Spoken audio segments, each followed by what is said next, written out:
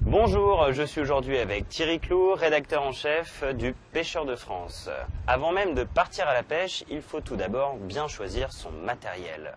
Mais comment choisir son moulinet à tambour fixe? Pour cela, Thierry vous donne tous ses conseils, regardez bien.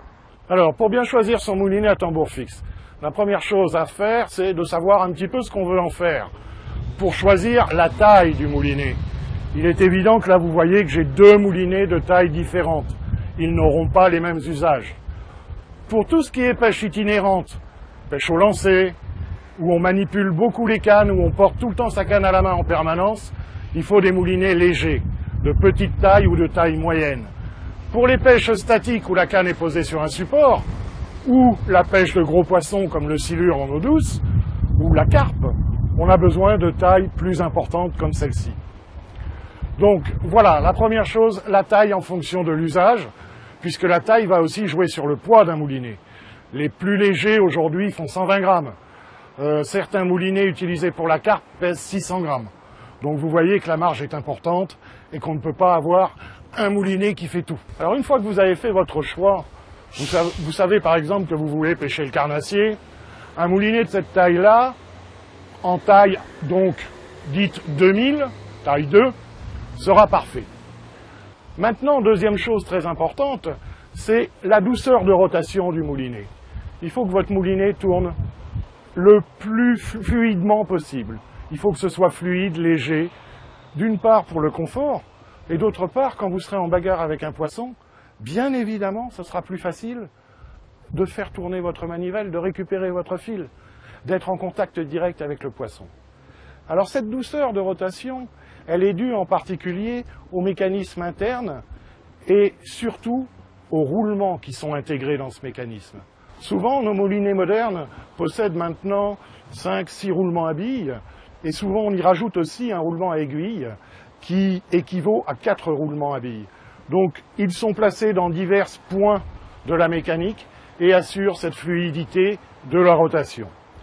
Une fois qu'on a vu ce domaine, pour un moulinet de pêche au lancer, il y a quelque chose de très important, c'est le pick-up. Alors, pourquoi est-ce que c'est important? Parce que le pick-up, pour chaque lancer, vous allez l'ouvrir, et dès que vous aurez lancé, vous le refermerez. Donc il faut que, aussi bien l'ouverture que la fermeture, se passent de manière douce et agréable. En une matinée de pêche, vous allez le faire plusieurs milliers de fois. Donc il faut que ça se passe en douceur. Un autre point très important, surtout quand vous allez tenir un beau poisson, c'est le frein. Alors, sur ce modèle-là, nous avons un frein placé à l'avant. On dit que c'est un tambour fixe à frein avant. Certains ont un frein placé à l'arrière. Ce n'est pas le cas de ce modèle. Qu'est-ce que c'est qu'un frein? Ce sont des disques qui frottent les uns contre les autres et qui empêchent ou ralentissent, freinent la rotation de la bobine. C'est-à-dire que votre poisson, vous l'avez bien ferré, il est pris, il se bagarre, il va essayer de vous prendre du fil. Le frein va ralentir, va l'obliger à forcer pour prendre du fil. Donc votre poisson va se fatiguer plus vite. Si vous avez un frein qui se bloque, par contre, qu'est-ce qui risque de se passer si le poisson est gros? C'est que votre fil, votre ligne, casse.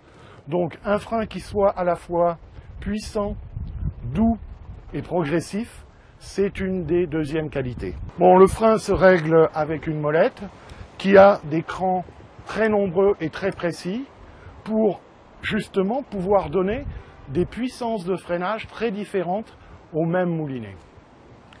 Alors, une fois que l'on a un moulinet qui a une très bonne rotation, un pick-up qui fonctionne très bien, un frein de qualité, on va s'occuper de la bobine et de sa contenance.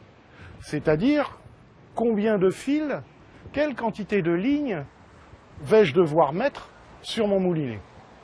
Donc on a des bobines qui ont des contenances importantes, d'autres plus faibles. Là encore, suivant le type de pêche, on va choisir des bobines importantes ou moins importantes. Cette bobine, elle joue aussi sur un autre facteur qui est la vitesse de récupération du moulinet, c'est-à-dire la longueur de fil que vous allez refaire revenir sur la bobine en un tour de manivelle. Si vous pêchez dans des eaux rapides, imaginons que vous pêchez la truite par exemple, dans des rivières à courant soutenu. Le courant va pousser votre leurre. Vous devez pouvoir donc le récupérer assez vite. Il faut un minimum de 70 cm de récupération par tour de manivelle.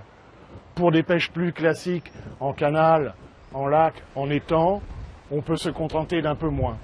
Mais aujourd'hui, tous nos fabricants ont fait des gros progrès et on a des moulinets qui récupèrent jusqu'à plus d'1 mètre de fil à chaque tour de manivelle. Avec tous ces éléments, il en reste un maintenant, c'est le look. Alors aujourd'hui, les fabricants sont passés du noir qui était un peu tristouné, je dirais, à des coloris acier beaucoup plus modernes et très souvent rehaussés de couleurs qui sont un petit peu les symboles de la marque, chaque marque ayant ses codes couleurs. Bon, maintenant, j'espère vous avoir donné toutes les grandes lignes qui vont vous permettre de faire un bon choix, le bon choix, et que vous allez prendre plaisir à pêcher au bord de l'eau avec votre moulinet.